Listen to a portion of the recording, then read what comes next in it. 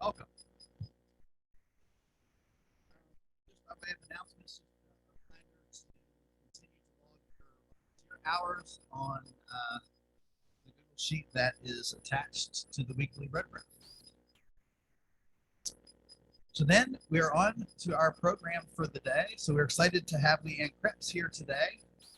So I have her bio here, and I'm going to get to it just in a minute.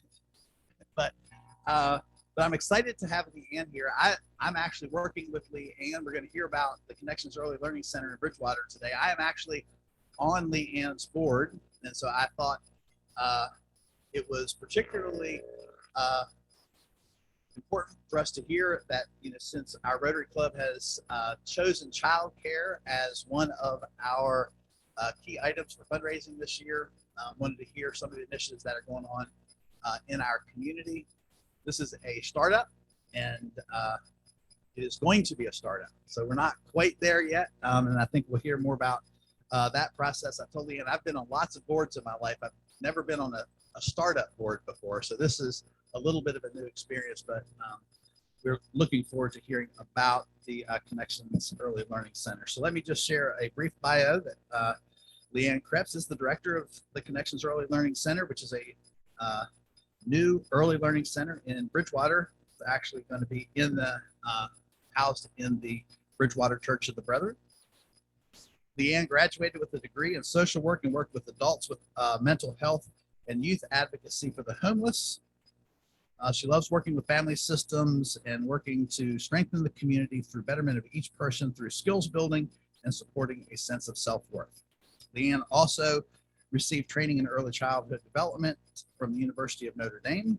When she moved to the Valley, Leanne combined her love for working with children and families by directing a licensed in-home preschool in her home in Bridgewater, which she had done for 18 years and served over 100 families and employed multiple staff during that time. Leanne participated in numerous state and local level conferences and a roundtable for child care center directors over the past 5 years. Leanne understands the importance of a strong start for young children. So actually, this has been going on for quite a while. So even before Leanne was named as the director, she was on a task force as part of the Church of Brethren to kind of investigate and get this thing going. Once they got it going, they've kind of now turned it over to the board, and we hired Leanne as our director. So I'm excited to have her here. Please join me in welcoming Leanne Kreps.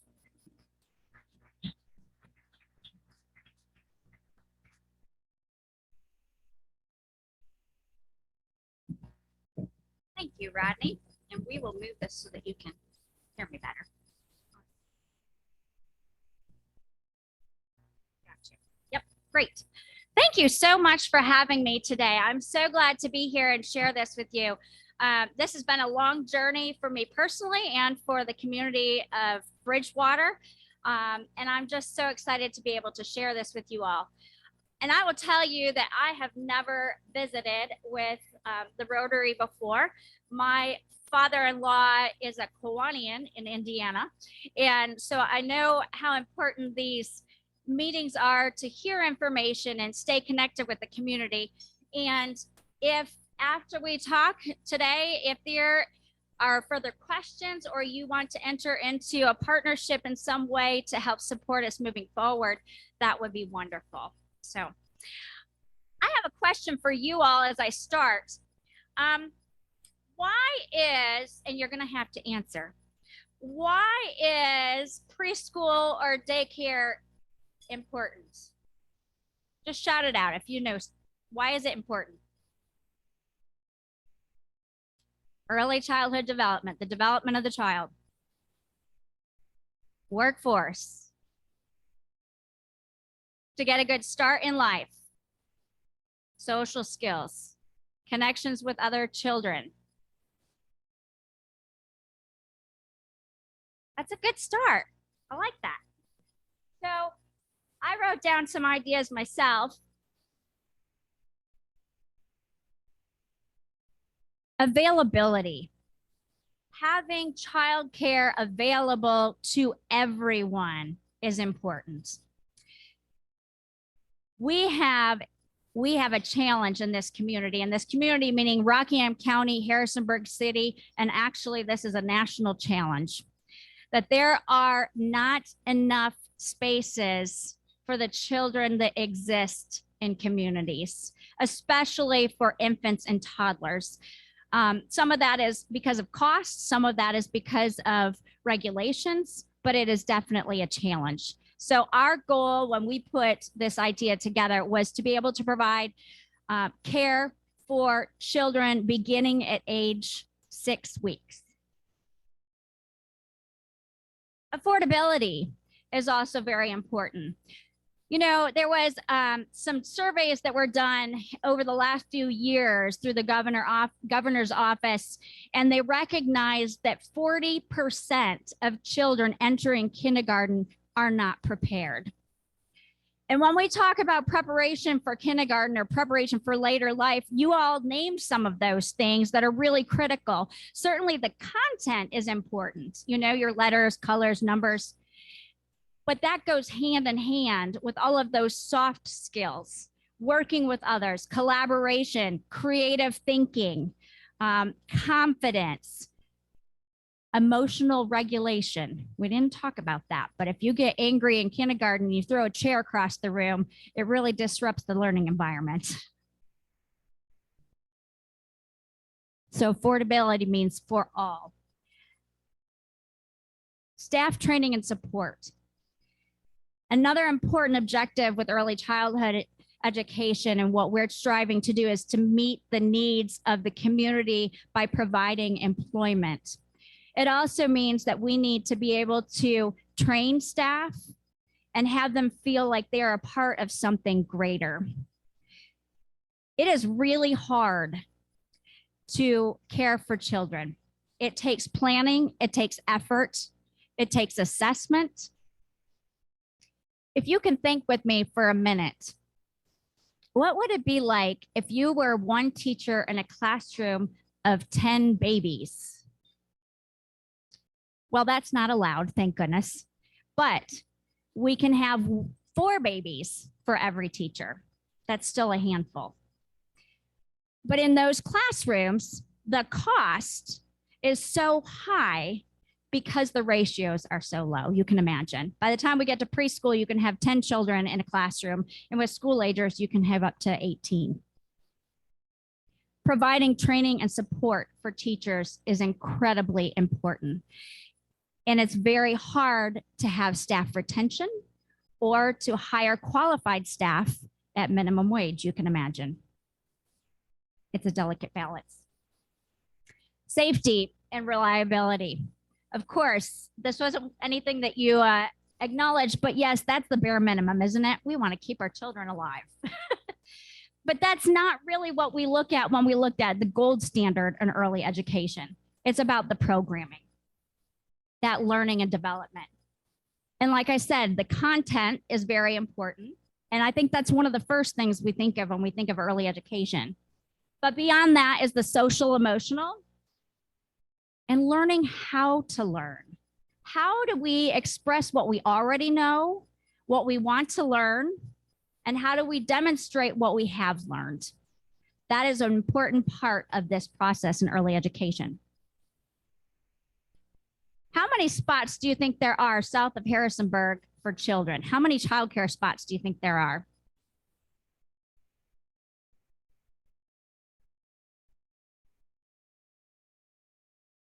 $107. And for infants, 10.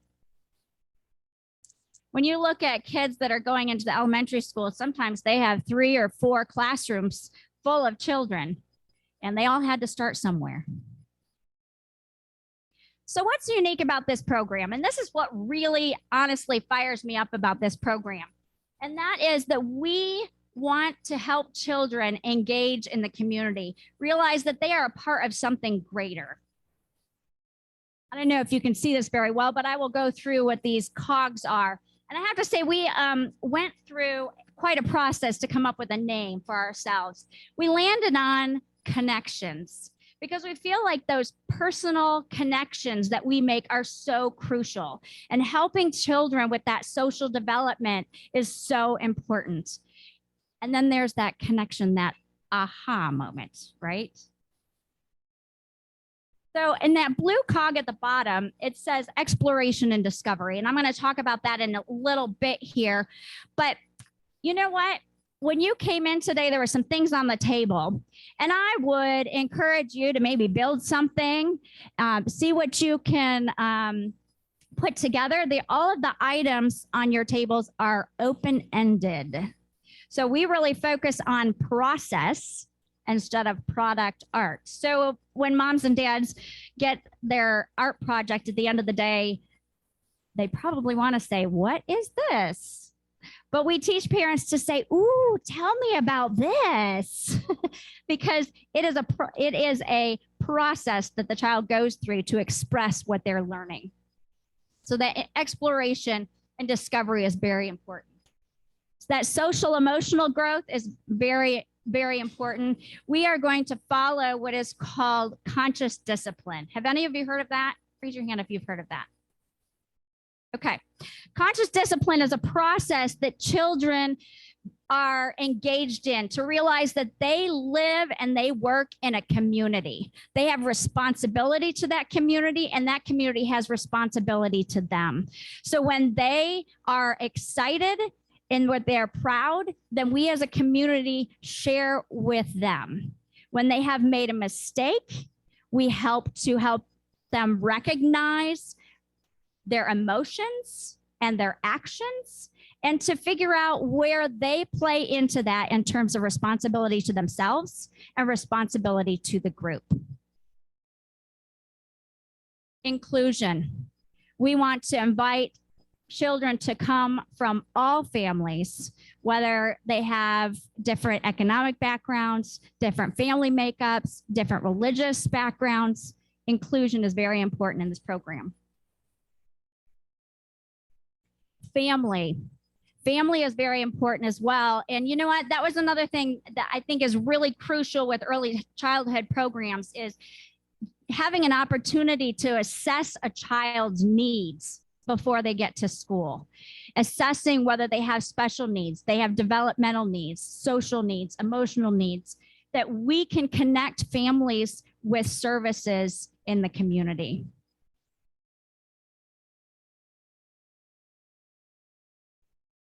Like I said, our program has a unique slant, I think, because we really want to have children be connected to the community through service action, through viewing the way they view themselves in context of the family and in the greater community. That focus on social emotional help is so crucial, which I've already said. The other thing that makes this program unique is that we really want children to connect with nature. I want you to take a minute and think back to a place and a time when you were young, whatever young means for you, whether it's 4 or 5 or 6 or 7 or 10 or 12. Where is that place that you loved the most? Where did those memories come from? Maybe where you learned something for the first time, or you had a deep connection with another person, or you just had the freedom to run in the woods and go barefoot and build and crawl and make mistakes and break things and have to fix them. We have a responsibility to create that for our children. Our children are connected to technology. Our children are in sports at young ages, and our children go lots of places. They're very busy, much busier than I ever was when I was young. But we need to create a space for children to get their feet on the ground and their hands in the dirt. So I'm going to give you some pictures here. In the back of the church area, there was a cattle fence that went between these trees with a lot of brambles. So we got that all taken out, and then we put down a whole bunch of mulch. And let me go back a minute. You can maybe in the background see a little mound. We created this mound and we put some slides on it. Can I tell you, when the kids come out there, where do they go? Beeline for the hill. Run up and down and slide and race down the slide and go up the hill, down the hill. My goodness. Children are so silly. I mean, they run everywhere, don't they? Under the trees, we've built an area that has a sandbox that is 2 feet deep and 20 feet across. So everyone can get in the sand. We recognize that this is where a lot of development occurs, whether it is negotiating space, whether it is scooping and dumping and realizing that containers have different sizes and shapes. They're larger, they're smaller. There's a lot of important skills that happen in a sandbox. The other thing that we're going to have, which is a little different than a sandbox, is a pea gravel pit. And we have a big old digger scooper that's in there and lots of trucks, and the kids love that too. And it does the same thing in terms of encouraging the math, science, physics. This is our Hobbit Hill. It's not quite finished, but we're in process, and kids can run up the side and through the tunnel.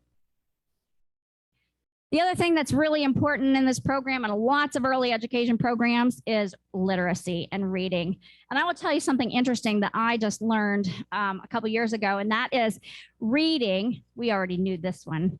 Reading to children and having children read supports early literacy. But did you know that math also supports early literacy? Math in early education looks very different than it does in the schools. You know, you can hear a child say 2 + 2 is 4 and say all their alphabet, right? We've heard kids say all kinds of things and we think, oh, that kid's so smart. And they may be really smart. That is rote memory, memorization. But do they understand what 2 is? What does 2 look like? And if you split 2 apart, how many do you have? What can you do with 2? How big a container does 2 of these fit in? What if I eat 1? Then you have less than 2. So these are all conversations that teachers have that they're trained to have with children, because that's early math. Worksheets with 2 + 2 for little children's brains, they don't know how to tabulate that yet. They might be able to regurgitate, but not tabulate. So in early education and in this program, we are following a project-based approach.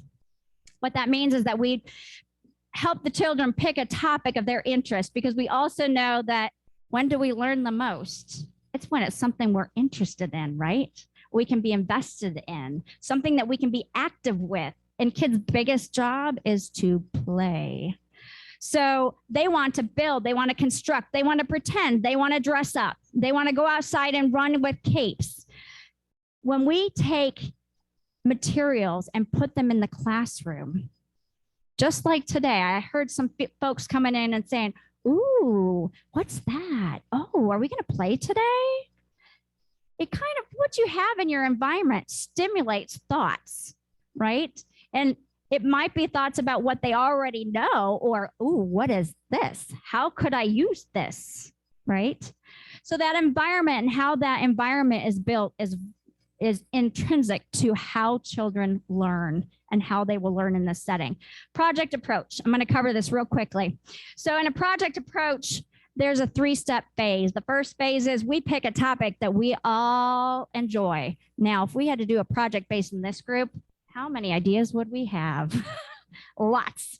In a classroom, we average about 10 children. And by putting out a variety of materials and having a variety of conversations over a little bit of time, we start to see what the kids gravitate towards and say, ooh, would you like to learn more about that? Yeah.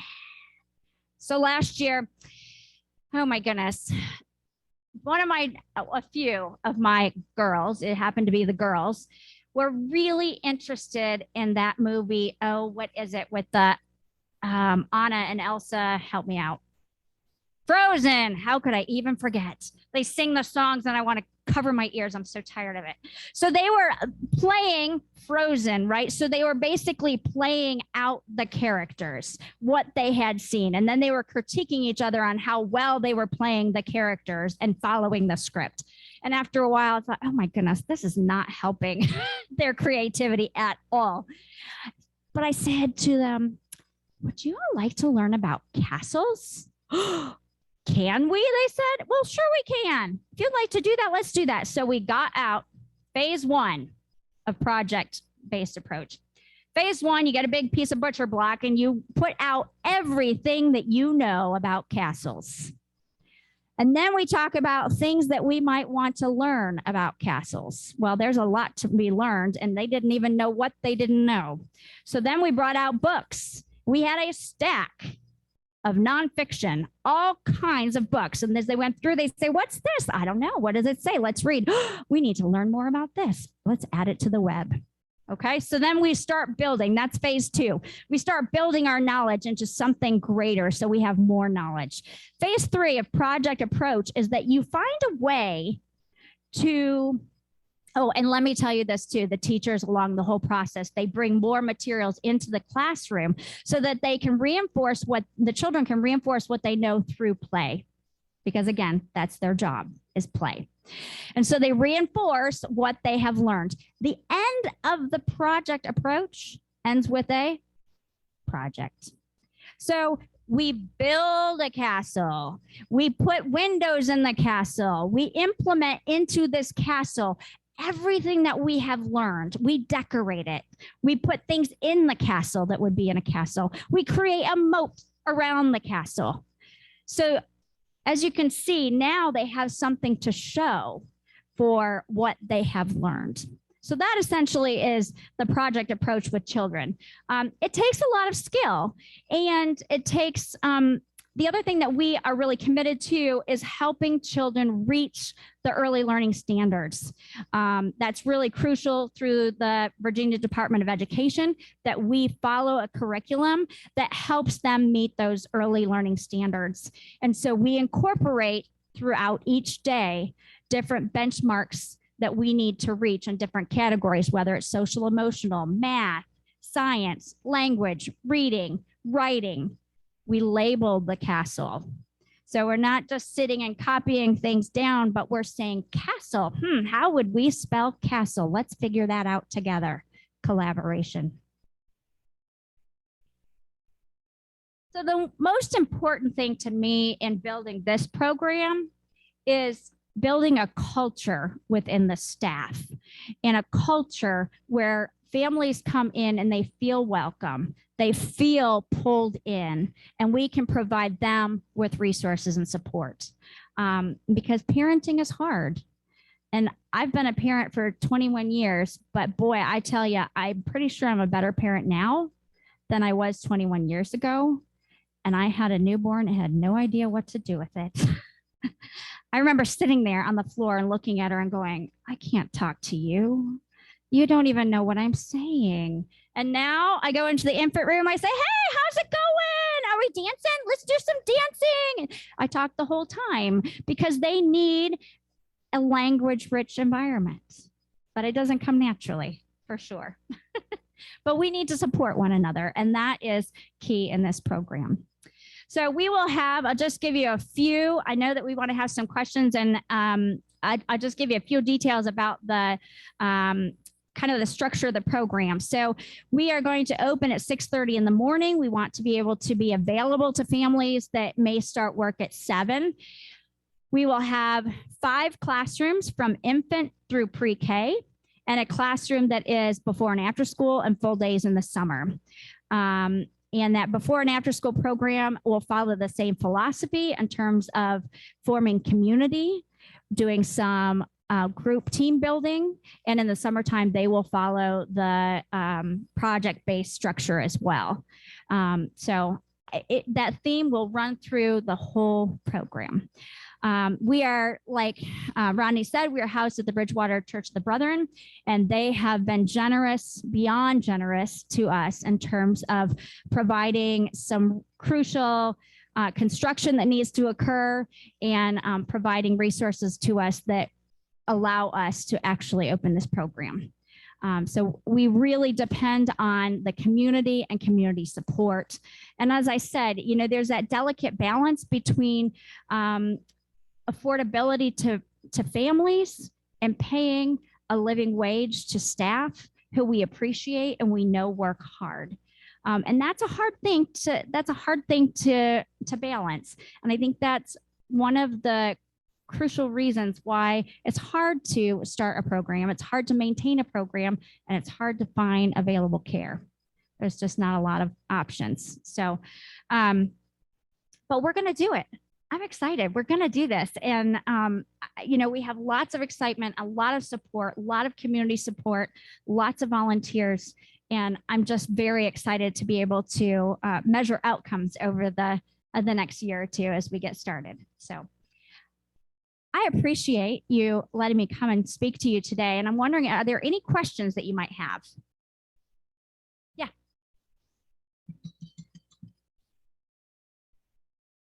We are really hoping to open before school starts. Our challenge is that we have to go through Division of Licensing through Department of Ed, and we can't even project a start date publicly until they give us a start date.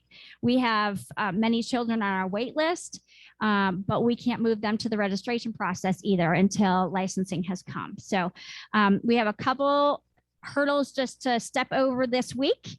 And I just recently feel like we step back a step every day and we step forward 2 steps every day.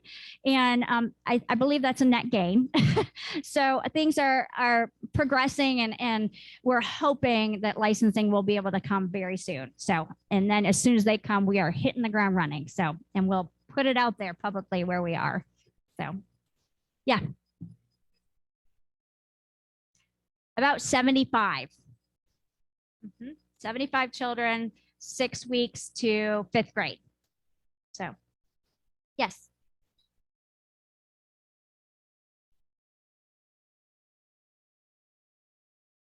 So, as you can imagine, actually not.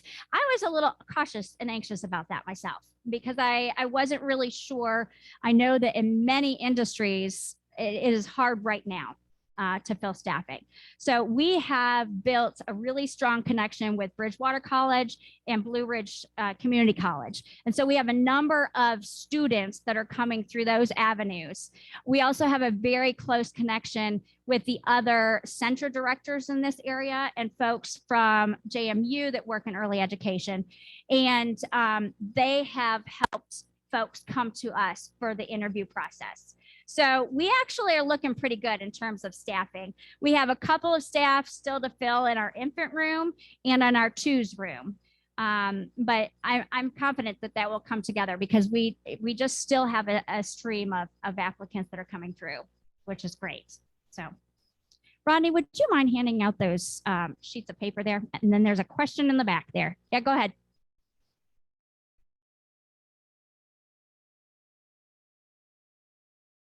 Good question.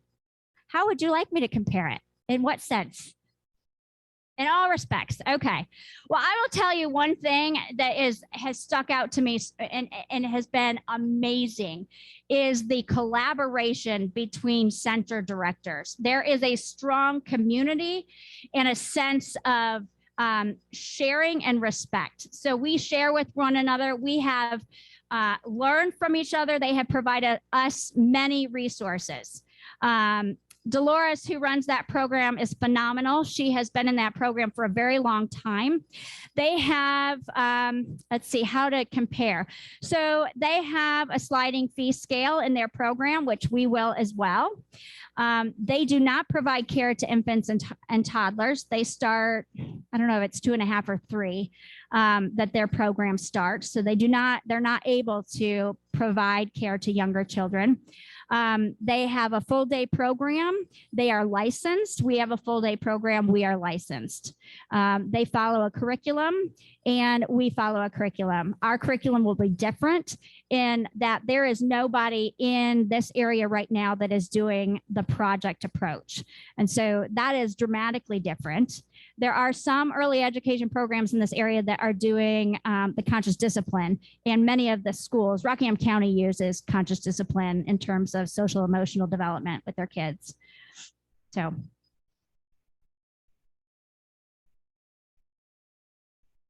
they are, yep, they're at the Lutheran Church. I believe they do. They have been raising money, and I do believe that they are going to move, but I don't know when that is. Yes. Oh, thank you. Thank you.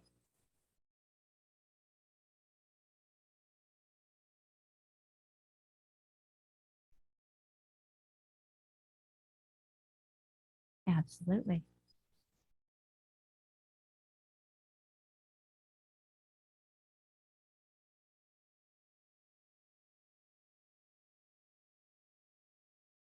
That's a great question. He was asking the limiting factor on the number of children that we have chosen for this program. It is our space. We have maxed out our space for those 75 children. We also want to begin strong and remain strong. And so I think if we begin this program with integrity and we build a strong foundation with the number of children we have, that I do see that there's potential for growth in the future. Whether we build onto the church itself or move and have a satellite site. I don't know what the possibilities are, but 10 years ago, I wouldn't have known that this was a possibility either. So, but our space is a limiting factor for numbers because it is. And yes, you're right. We're helping 75 children, but it's only 75 children. Yeah, it's kind of like that double-edged sword because we know the great need. But we also want to do it well. And I think there's a point at which you get large enough that it is harder to maintain that quality and that integrity and that community. And that's really important to this program. Yes.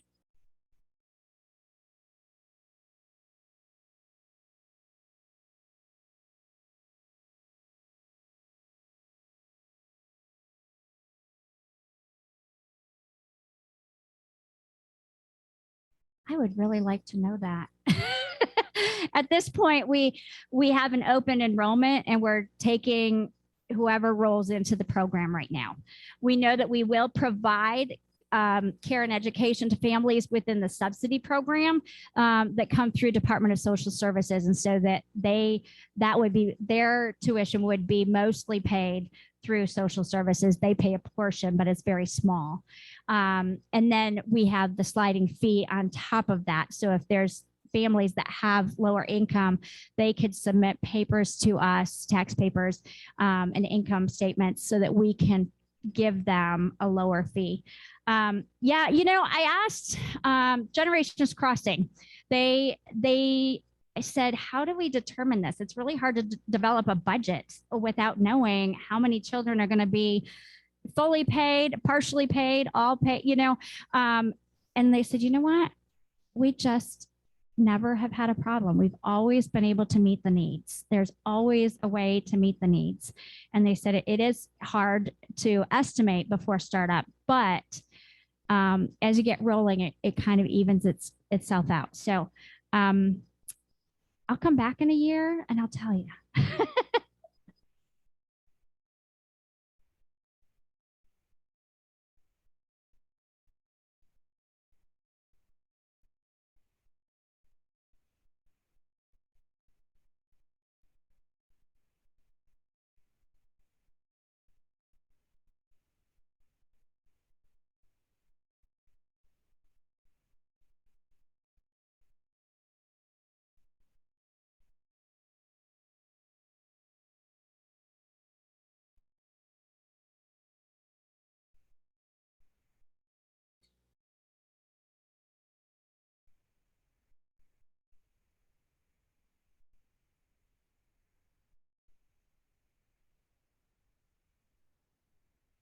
So it depends on age because of ratio.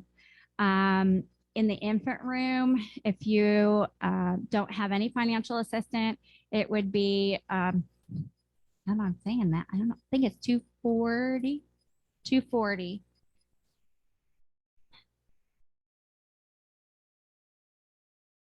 And then it graduates down to 190 for preschoolers. Yes.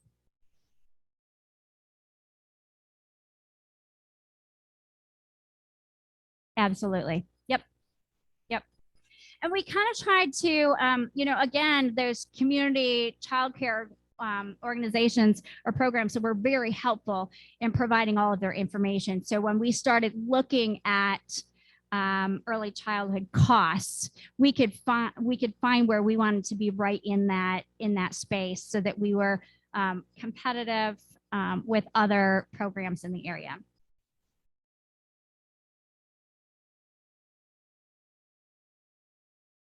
Thank you again. I really appreciate being able to be here with you today.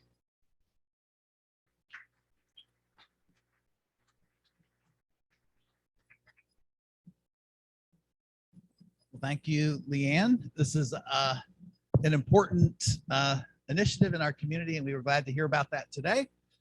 So I believe my job is done for the day. We are adjourned.